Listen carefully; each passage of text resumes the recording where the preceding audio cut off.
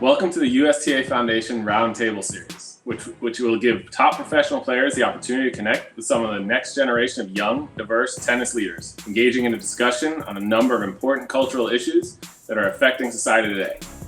Joining us today are Venus Williams, needs very little introduction, former world number one, 7-time Grand Slam singles champion, Frances Tiafoe, with a career high of 29 in the world. He won the 2018 Delray Beach Open singles title and won the Orange Bowl Boys 18s title in 2013. Robin Montgomery of Junior Champions Tennis Center in College Park, Maryland, is currently ranked number 5 in the world in the ITF Junior rankings, having led the U.S. to the 16 and under Junior Fed Cup title and won the prestigious Orange Bowl Girls 18s title in 2019. She won her first pro singles title at a W25 event in March in Las Vegas and a 2020 U.S. Open main draw wildcard entry. Claire V. Nguyen won the prestigious Les Petites A's 14 and under doubles title earlier this year and was a singles finalist in 2019. She won the WTA Future Stars singles title and was a runner-up at the Orange Bowl, taking home the doubles crown. Jared Wilson from Dallas Tennis and Education Academy won the 18s division at the 2019 ATA National Championships and has a full scholarship to play tennis for Xavier University this year. Tawheed Browning won the 2019 USTA College Combine and is one of the top college tennis recruits in the country, hailing from the Legacy Youth Tennis and Education in Philadelphia.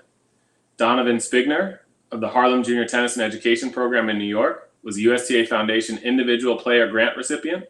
Salah Stibbins from Inner City Tennis in Minneapolis was a 2019 USTA Foundation Amex Excellence Cup champion. So first of all, thank you all for being here. It's a pleasure for me to be the moderator with such great champions and future champions as well. And I want to start by asking us, we've all been touched or involved with a movement that was co-founded by Arthur Ashe called the NJTL in 1968. Arthur viewed tennis as a vehicle to help kids regardless of their background or economic status. The USTA Foundation's mission is to bring tennis and education together to change lives, and it carries on this part of Arthur's legacy as a steward of NJTL. How do you feel like your accomplishments are a continuation of Arthur's legacy? I want to hear from Venus and Frances about Arthur's legacy and how you guys feel like you're the continuation. Gosh, Arthur Ashe, those are big shoes to fill. He fought so many battles and not only fought but won. And I had the honor of actually meeting him when I was a child. So that was fantastic. And also obviously playing in Arthur Ashe Stadium. One of my first matches was maybe something Robin can experience this year. It's incredible the things that he faced to give us opportunities. And I can't imagine facing them with such class and with such honor and staying calm, because I probably would have blown a gasket. I mean, I'm very calm, but the real V can get very, angry. So he really set a tone for not just African Americans, but for all people, on to stand up for what's right, to be patient and kind while being strong and unbendable. So, and that, we haven't even touched tennis. I actually watched him play when he won Wimbledon. It was on TV during quarantine. And I was like, everybody be quiet. I've got to watch Arthur Ashe. Like, it was such a treat to see him play and analyze the game. And this is real tennis. There was no graphite rackets. There was not all this fancy string. It was pure game. So it was an honor to finally see that whole final. So Arthur Ashe, I'm happy we're here today to honor his legacy. Yeah, man, I couldn't agree more with V. Arthur Ashe is a true legend. Forget about tennis. I mean, everything he did off the court for all of us is, and people just in general of all colors is special. And to even play on his court, a couple times, has been a huge honor. Something I'll remember forever. And yeah, I mean, hopefully that can be just even half the guy he is. Yeah, I want to hear from some of the young tennis players. If you have any memories, have you ever seen or watched any of Arthur Ashe, and do you feel like his legacy has touched you guys, even though it's probably a generation removed? I mean, yeah, I do feel a lot of inspiration coming from Arthur Ashe, even though, of course, I'm a younger generation and everything. But just to add on to what Venus said, I've learned a lot about Arthur Ashe, even though I wasn't able to see him firsthand. And with the legacy he built, I feel like honored that all of us have the chance to continue it and teach younger players about the legacy and also tell them to continue it. Great to hear. Frances, you had some recent activism around the Black Lives Matter movement and your long commitment to both women's rights and racial equity. And why is it important to use your platform and reach as professional athletes to push the social justice and equity movements?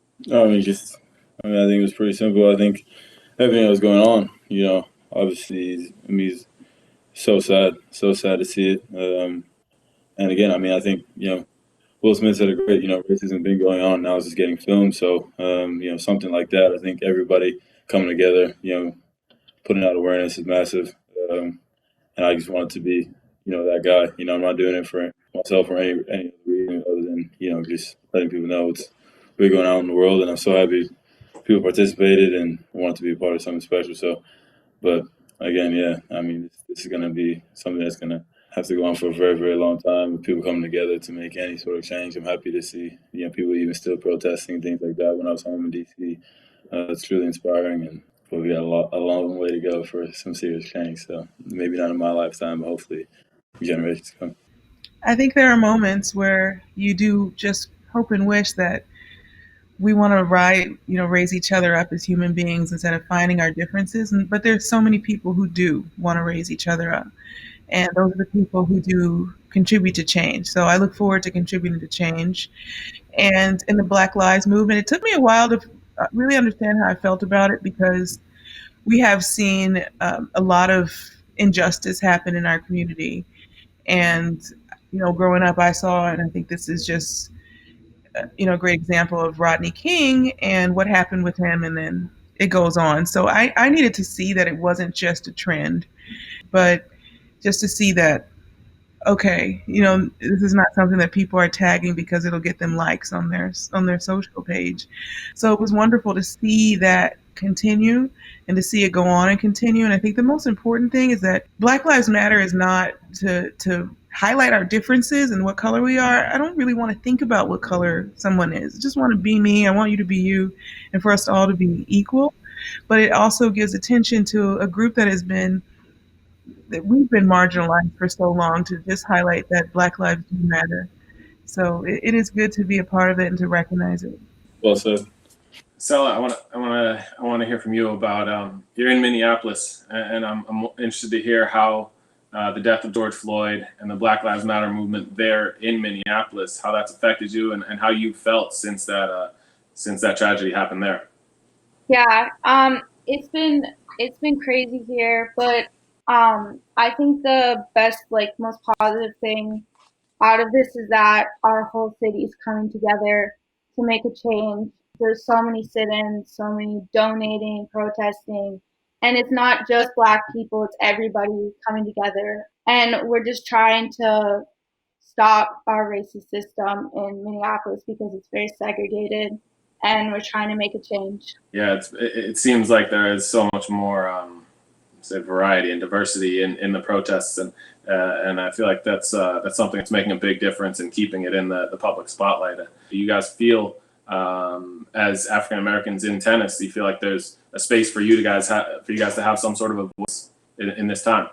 I just wanted to say that I've gone to protests in my area, and I think that this kind of awareness needs to be heard, and that it's been going on for so long that it seriously needs to be action needs to be taken. I just wanted to do whatever I could to help. I signed petitions, donated what I could, and did my part. And it'd be nice to see everyone do theirs. Yeah, I've been protesting. It's been cool seeing everybody come together, different communities come together and just fight for what we think is right. It's been a long time where we've been feeling oppressed, and it's just good to see all generations coming together and trying to fight for change, and not just one generation trying to convince everybody else. A lot of my younger friends have been coming together. A lot of my younger cousins and family members are seeing what's going on, and they're like, yeah, we can all do something to help. So it's cool seeing everybody get together and fight as one. Around the time when it actually happened, I felt pretty powerless. And especially me being in France during all of it, it was really tiring. Like I felt like I couldn't do anything. I just keep praying that all of us would learn to live and love each other as Jesus taught us in the Bible. Clairvy, in France too, there was a lot of protest as well, right? When you were there. Yes, in France there were a lot of protests as well. I was actually kind of surprised. I mean, there were a lot of marches here as well. Not in my area, but I think downtown in Paris mostly. Yeah, I think the whole world is experiencing similar problems for African Americans and people of color. So it was so interesting how the whole world erupted and still going. So, Yeah. That's crazy. Crazy. but hopefully things will be easier for your generation. Not in terms of easier because we're not asking for an easy road, just equal opportunity. And 100%. Venus, I want to ask you how you feel about you and, well, your whole family's impact on African Americans in tennis, especially African American females. You got Robin Montgomery on here, you got Sella on here, Clairvy, Madison Keys, Sloane Stevens. How do you feel the impact that your family has had on the sport? apparently not bad. I think at the end of the day, when you do something positive in your life, you never know who it'll impact. So our dream was just to live our dreams and to win Wimbledon and to be number one, and we would have never thought that it would go further than that. So it's very exciting to see other people be able to benefit and to inspire another generation too. So yes, we inspired lots of African Americans. There's so many people who are being inspired at so many levels, whether it's professional or collegiate.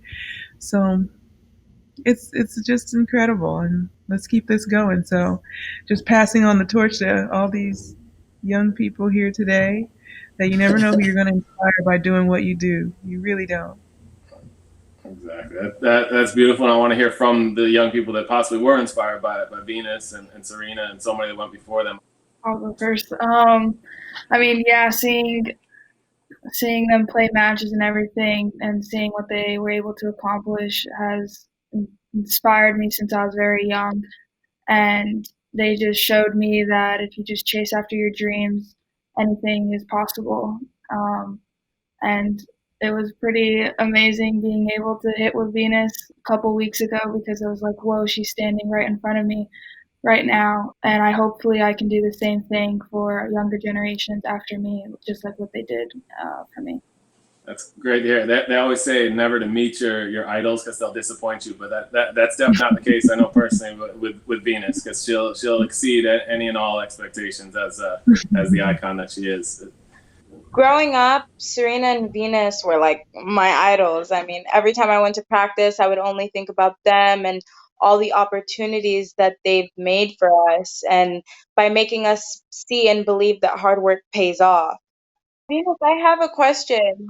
What would you say us younger generation, what should we have to do to play as long as you've played in the game? Oh wow, that's a really good question. Uh, love, you have to love it. It's a lot of work. So if you don't love it, you won't last. So and it's okay not to love it. It's good to try different things in life. I would also say just monitor your practice times. Be smart about it.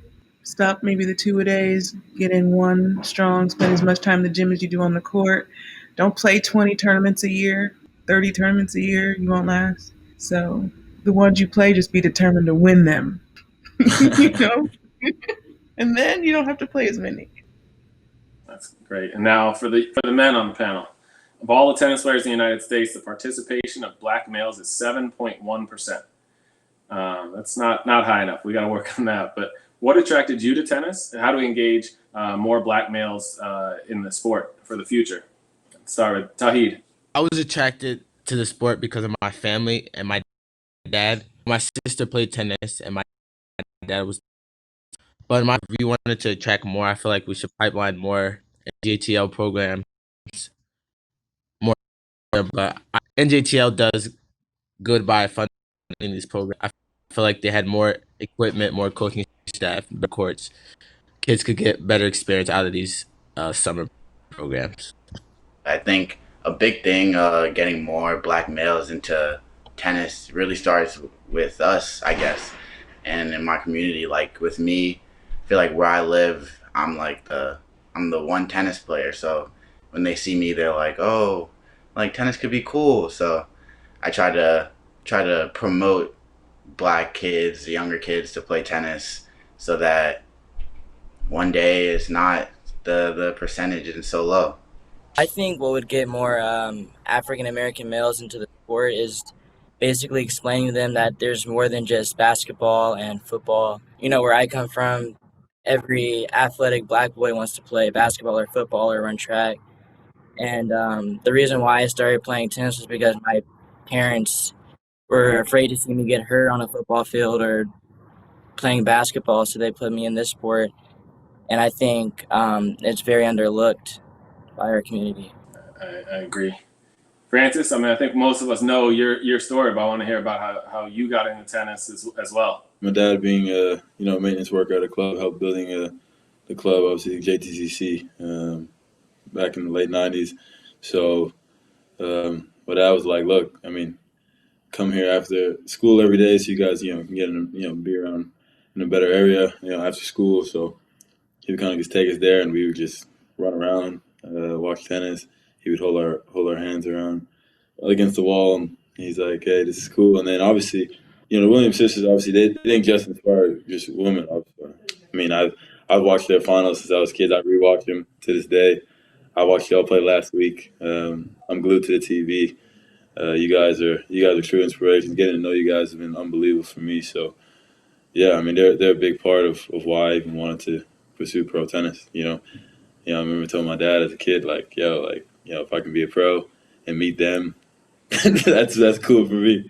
So forget about results. So, but I think again, as far as I mean, playing tennis, being people of color playing tennis is just trying to make it easier for guys to play tennis. It's so easy to play football. It's so easy to play basketball. You know, financially, right? So I was really lucky in my sense, but we can really have more opportunities to do that. I think that would help, and obviously representation is always big. As a guy that you can look up to like, oh, I can actually be like this, and tennis is cool. Piggybacking on Donovan. So I think those are the key things. Yeah, we're all thankful that you did learn that, and your dad got you into tennis. We appreciate watching you as well. I want to keep talking about the USTA Foundation. So they during this COVID pandemic, the foundation launched its Rally to Rebuild campaign. The funds raised will be for NJTL programs to help players throughout the United States reach their greatest potential on and off the court. You guys are the recipients of the USTA Foundation individual player grants on the road to college and/or professional tennis. So I want to talk to you. I mean, we got to talk finances. How important is it to have that kind of support? I want to hear from the young players right now about that are getting these kind of grants, and how important it is to get you on the path to being pro and college tennis players. Start with you, Clarity. Yeah, I mean, having those extra funds available for those kids who can't afford to pay is a great boost in motivating tennis players who are getting discouraged. I mean, the pandemic has slowed down so many players, so I'm sure a lot have been discouraged, especially people who want to go on to going to college or professional. And so a lot of those expenses are for most families that can't afford. It gives you that extra opportunity to go somewhere you've never gone, play somewhere you've never played in front of people you haven't played in front of. So it gives you that opportunity to shine. I think a lot of kids would love that, and it just helps on that journey to reach your goals. So it's really great. Right, Venus, how do you feel about this generation of African American tennis players? I mean, you do have such a pretty impressive lineup with Salone and Madison, and now Robin Montgomery and so many others that are coming up. Haley Baptiste. And we already talked about how inspirational you've been to a lot of them, but just strictly on the talent front and on the result side. Honestly, they're so much better than I was. At 15 years old, got me beat. So they would have every single player on this this call right now would have beat me at 15, and as well as Sloan or Madison. And so Robin would have killed me. Claire V would have just decimated me. I wouldn't have not known where I was at. I would have had a great face though. I would have been stoic, but I would have been dead inside, like, oh my God, I got to get better.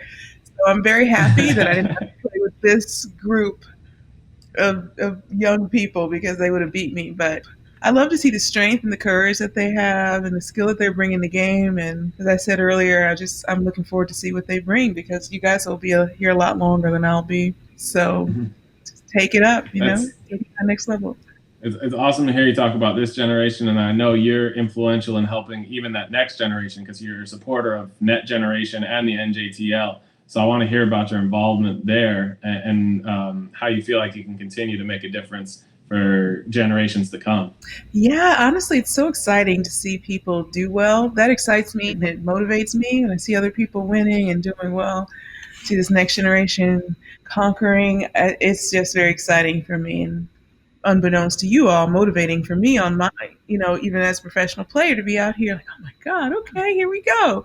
So I love that. So being part of the NJTL and Net Generation, it's exciting to see the excitement that young people are bringing to the game, and it just invigorates me. Well, since all of us have a connection to NJTL, we all owe you a debt of gratitude for your continuing support of the NJTL. So thank you. With that, the USTA and USTA Foundation want to ensure access to great facilities and quality tennis programs, coaching for all children. The foundation is a partner in an amazing new facility in LA called the Carol Kimmelman Athletic and Academic Campus.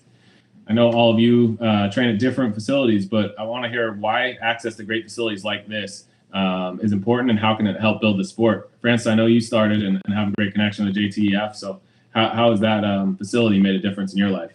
Completely changed my life. Gave me everything. Gave me so many different opportunities. Met great people, great leaders, and they kind of showed me the way. And there was a ton of great kids, to kind of always keep competing against. You never felt like you're too high because no matter what you did at a tournament, somebody can still go home and be pretty bad in practice. So you always kind of stayed humble. But yeah, it was just great energy, and it was just a great culture that was around. So it's truly blessed. I love being from the DMV and meeting people like Robin. It's pretty special. Yeah, Robin, how has your experience been with it's the same facility? You get to see people like Frances come through there and hopefully be inspiring just seeing him in person as well. Yeah, I guess I'm inspired by him. I agree with Robin a lot. You don't have to. Just because he's here, you don't have to say that. It's all right. No, but like to add on what he said, growing up there since I was like 5 years old, I've been at College Park or JDCC, and it's like a second family to me. They have great resources. They've given me so many different opportunities that I don't even know how to thank them back, honestly. And the main part for me is that they've become like a second family to me. No matter what happens in my career, they've shown that they'll always support me. And I'm sure Frances can also relate to that as well, that they'll support either of us just because we've come from there and they showed us that we're also their family. Donovan, you come from my old stomping grounds where I learned to play, the Harlem Junior Tennis Program. How has that family been good to you in that facility? Yeah, they've been great. I've grown up there since I was born basically. So everybody feels like family. I got really close people to me that support me every step of the way. So I can't ask for much more there. It's great there. I think the best thing about these NJTL chapters is how much they welcome you. Like I go to JTC sometimes and they still treat me like I've been going since long as Robin. So we've built great bonds between all the chapters, so it's just great. I love it. That's excellent to hear. Tahid, what about you? Yeah, Legacy definitely. Well, when it was Arthur Ashe first, they definitely helped me a lot. But now it's Legacy. I feel like definitely they helped me a lot. I give back to the kids a lot because they've done so much for me. So when I get a chance to help the younger kids that look up to me, I do as much as possible that I can. That's good to hear. Stella? Yeah, they're really supporting towards me when I do good in a tournament or something. They always give me a shout out. But I also like helping out with the kids, the younger kids like Tahid, giving like donating rackets back like people did for me. It's really a nice community, and kind of like piggybacking on what everyone else said. Everyone's looking out for each other's best interest. I also enjoy giving back too, and seeing myself and little kids that I was years ago. So Yeah, I mean, they've allowed good young players to be at the same place at the same time, training with each other and practicing with each other, pushing each other, which we don't always have in our individual places of practice. So I really admire that. Well, thanks. I'm so happy to hear from the young athletes and the up and comers. And this started with a conversation about Arthur Ashe and someone that really got things started. Venus had the inspiration about Althea Gibson as well, and to go from Althea Gibson, Arthur Ashe, to Venus and Serena, to you guys being the next champions. I know it's for a lot of us, it's not always that easy being a person of color in a sport that's dominated by in history by whites. So I'm impressed by so many of you for doing this. Happy to have you here. Love to hear if there's anything you guys feel like you want to add about your experiences in this sport of tennis. I mean, looking back at all these amazing professionals, all their successes, they've really motivated me to strive even higher, to be able to fill the gap when they retire. So it's really inspiring, and I hope I'm able to do that. I think to add on to what Claire was saying, it motivates me more knowing that, I mean, like Claire and I, and all of us here have the opportunity to continue what Venus and Frances and Serena and all the Black young American players have built for us. So personally, it feels really good knowing that I have the opportunities to help younger kids like us become and just strive for the dream and get into the sport. Well, that's great to hear, guys. Thank you all for being here. Good luck to Venus, Frances, Robin, and the bubble. I want to see some great results. Robin, enjoy your first of hopefully many U.S. Opens, and good luck to you guys. Thank you. Thank you. See you guys, man. Y'all take care. Thank you. Thank you. Thank you, guys.